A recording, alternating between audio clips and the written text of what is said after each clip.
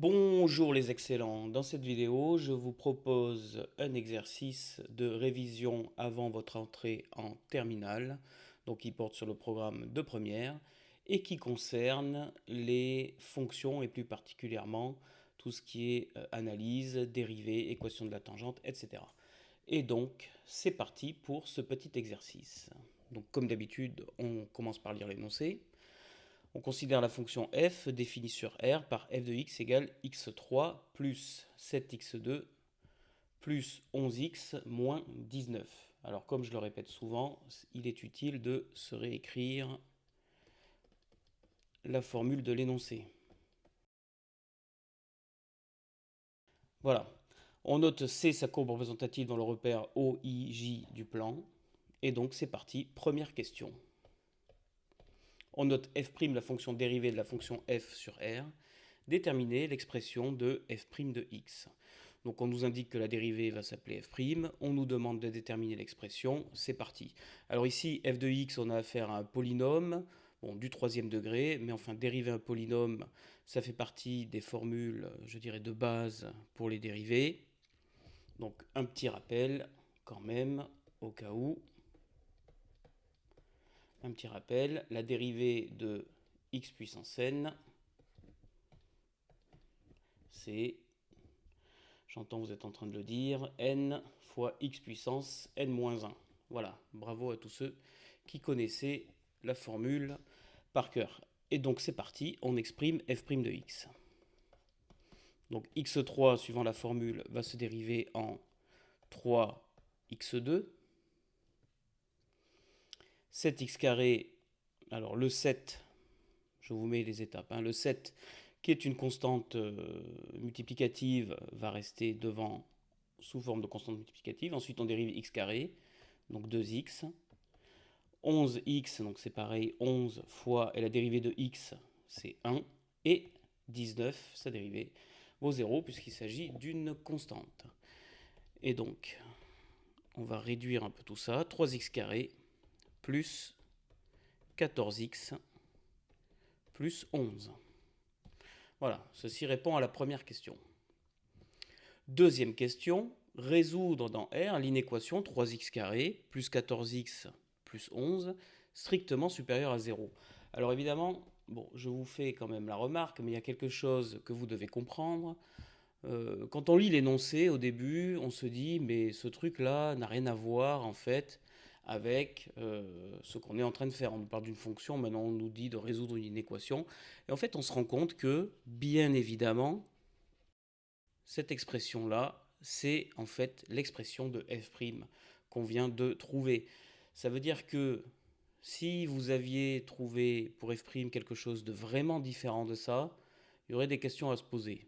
Ça peut arriver dans les exercices que les questions elles sont liées, mais d'un lien si éloigné que on ne voit pas immédiatement. Mais là, enfin là, c'est direct, on est censé retrouver la même formule. Donc si vous n'avez pas la même formule pour f' de x, posez-vous des questions, vérifiez votre calcul, parce que très probablement, quand la question a l'air complètement déconnectée, c'est que le lien, il existe, mais qu'on ne vous l'a pas explicité. Ça veut dire qu'ici, en fait, on vous demande de résoudre f' de x strictement positif, sans vous le dire, en vous donnant juste l'inéquation sous cette forme-là. Bref, donc on va résoudre cette inéquation, on se la réécrit. 3x carré plus 14x plus 11 strictement positif. Alors on a ici affaire à un polynôme du second degré. Et donc qu'est-ce qu'on a vu en classe de première? On a vu qu'on sait résoudre ce type d'inéquation à l'aide du discriminant. Et donc on va calculer le discriminant de ce polynôme. Donc le discriminant, vous le savez, c'est b carré moins 4ac, a, b, c étant les coefficients respectivement de x carré, x et x puissance 0.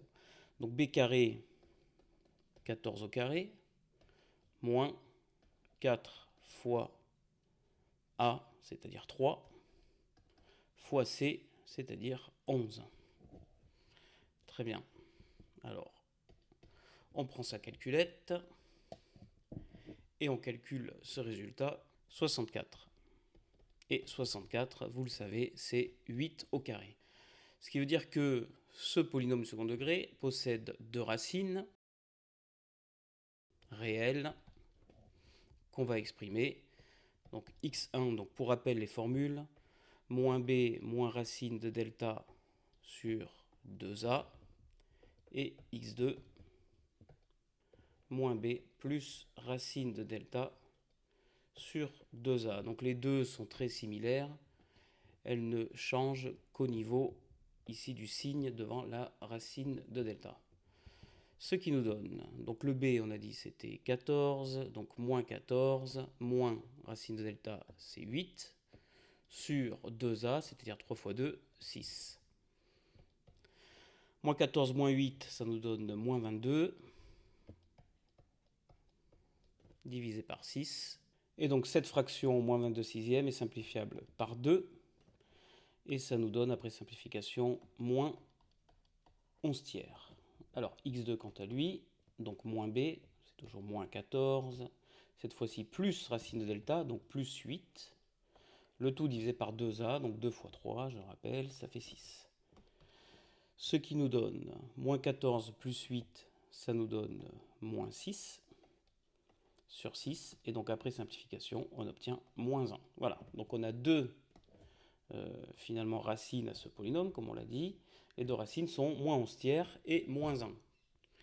Et donc, maintenant, on peut trouver le tableau de signes de notre polynôme. Et donc, maintenant, remplissons le tableau de signes. Donc, la première ligne de notre tableau de signes, c'est évidemment la variable x, qui est réelle, donc qui va de moins l'infini à plus l'infini. Dans cette première ligne, on doit placer les racines du polynôme, donc bien évidemment dans l'ordre. Donc la plus petite, c'est moins 11 tiers. Et la plus grande des deux, c'est moins 1. Voilà. Et donc c'est le signe de 3x carré plus 14x plus 11. Que nous dit notre cours de première? Eh bien déjà, on a dit ça, ce sont les racines. Donc on trace deux traits en dessous de nos racines, et puisque ce sont les racines du polynôme, le polynôme vaut 0 lorsque x prend l'une de ces deux valeurs. Ensuite, qu'est-ce qu'on doit regarder? On doit regarder le signe en fait du coefficient petit a, le coefficient de x carré. Ici, on a un signe de petit a qui est positif, et donc notre tableau de signes se remplit de la façon suivante: positif, signe de a, négatif, signe de moins a, et positif à nouveau, signe de a. Maintenant qu'on a ce tableau de signes, on va pouvoir répondre à la question, puisqu'on nous demandait de résoudre l'inéquation 3x carré plus 14x plus 11 strictement supérieur à 0.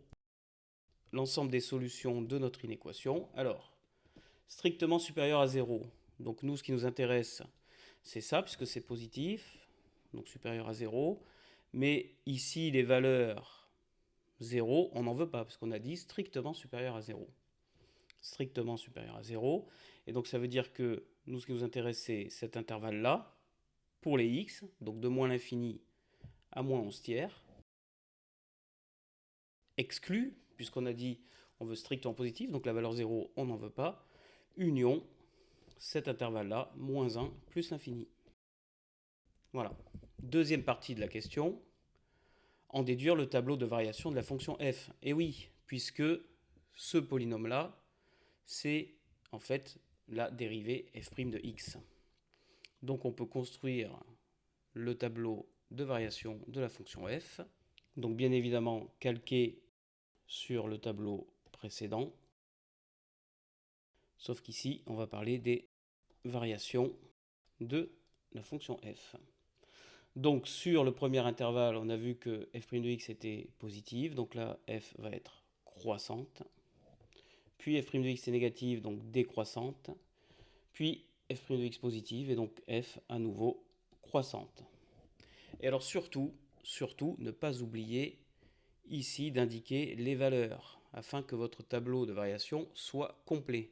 C'est-à-dire ici, on va avoir besoin de calculer f de moins 11 tiers Et ici, on va avoir besoin de calculer f de moins 1. Alors, je vous épargne les calculs. Vous pouvez prendre votre calculatrice pour calculer directement. Et on trouve moins 392 27e et moins 24. Alors, si vous tapez moins 392 27e sur votre calculatrice, vous constaterez que ça fait à peu près moins 14, quelque chose. Pourquoi je vous parle de ça? Parce que c'est toujours important de vérifier la cohérence de votre tableau. Ici, c'est moins 14 et des bricoles. C'est décroissant et ça atterrit à moins 24. Est-ce que c'est logique? Ben oui, parce que moins 24, c'est un nombre inférieur à moins 14. Donc c'est tout à fait logique que entre ces deux points, la fonction soit décroissante. Alors ce genre de petite vérification, c'est très important. Ça vous permet d'éviter certaines grosses erreurs. Ça ne va pas vous garantir que votre tableau est 100% bon. Ça ne va pas vous garantir que f de moins 11 tiers, c'est réellement moins 314 27e, etc. Mais ça vous permet d'éviter souvent de grosses erreurs. Et ça, c'est pareil en physique, en chimie. Il faut toujours, quand on a un résultat, vérifier la cohérence, en fait, la cohérence. D'accord? Si on vous parle d'une réaction chimique dans laquelle vous devez mélanger des réactifs et que vous devez calculer la masse de telle substance que vous avez mis dans le bécher et que vous trouvez 300 kg, à un moment donné, il va y avoir un problème parce que dans un bécher, on ne va pas pouvoir mettre 300 kg d'une poudre de quoi que ce soit. Dans les laboratoires de chimie, vous n'avez pas de balance qui vous permet de calculer, enfin de peser 300 kg de quelque chose. Donc là, toujours pareil, vérifiez à chaque fois la cohérence de vos résultats. Ça vous permettra d'éliminer un grand nombre d'erreurs. Voilà, donc maintenant on est prêt pour passer à la question 3. Question 3. Déterminer l'équation réduite de la tangente à la courbe C au point d'abscisse 0. Un petit rappel de cours sur l'équation de la tangente. L'équation de la tangente a une courbe CF, donc qui dépend d'une certaine fonction f, au point d'abscisse petit a. Eh bien, cette équation de la tangente, vous connaissez votre cours, vous le savez, cette tangente qu'on va appeler t petit a pour équation y égale f' de a, facteur de x moins a, plus f de a. Et donc ici, on est au point d'abscisse 0. Et donc la tangente SCF a pour équation. Et donc là, vous réécrivez votre formule, mais en adaptant au contexte de l'énoncé. Bon, dans le cours, on a f, ici on a f aussi, donc là, pas besoin d'adapter. Par contre, le cours vous dit au point d'abscisse petit a, et ici on vous parle du point d'abscisse 0, donc il va falloir remplacer les petits a par des zéros. Donc on peut appeler cette tangente T0, puisqu'elle n'a pas de nom dans l'énoncé. Va avoir pour équation y égale f' de 0, facteur de x moins 0, plus f de 0. Alors évidemment, on pourrait se dire, ok, x moins 0, est-ce que c'est vraiment utile d'écrire le moins 0? Bah, évidemment, après, on va l'enlever, mais là, sur le coup, on retranscrit exactement la formule en remplaçant le petit a par 0. Comme ça, c'est clair pour le correcteur que vous connaissez bien votre cours, vous avez la formule directement ici. Et donc, on va pouvoir maintenant remplacer. Alors, inutile de calculer à part, puisqu'ici, c'est assez simple. f' de 0,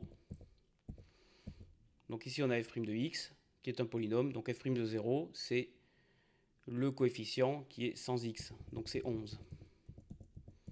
Donc f' de 0 vaut 11. X moins 0, ça vaut x.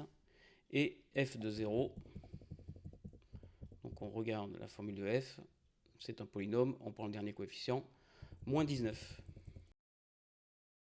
Et donc on a ici l'équation, soit T0 de point y égale 11x moins 19. Voilà, on va pouvoir maintenant passer à la question 4. La question 4, justifier que 1 est solution de cette équation x3 plus 7x carré plus 11x moins 19 égale 0. Donc ça en fait, on remarque que c'est la fonction f. x3 plus 7x carré moins plus 11x moins 19 égale 0. Ça, c'est l'équation dont on nous parle. Et on nous a demandé de justifier que 1 était solution de cette équation. Donc en fait, vérifier que 1 est solution de cette équation, ça consiste en quoi? Donc ça, c'est ce qu'on faisait en troisième, à une époque où on ne savait pas encore résoudre les équations, mais on nous disait vérifier que telle valeur est bien solution de l'équation. Qu'est-ce qu'on fait? On remplace le x par la valeur qu'on nous a donnée, et on va vérifier si on obtient bien 0. Donc on écrit pour x égale 1. Donc on remplace les x par 1, mais surtout on n'écrit pas égale 0 dès le début. Parce qu'on doit vérifier que ça fait 0. Donc ça fait 1 puissance 3 plus 7 fois 1 puissance 2 plus 11 fois 1 moins 19. Alors, ça nous donne quoi ça? Donc le 1 puissance 3, 1 puissance 2, ça fait 1. Donc ça fait 1. 7 fois 1, donc plus 7. 11 fois 1, donc plus 11. Et moins 19. 1 plus 7, ça fait 8. Et plus 11, ça fait 19. 19 moins 19, on obtient bien 0. Donc, 1 est solution de cette équation.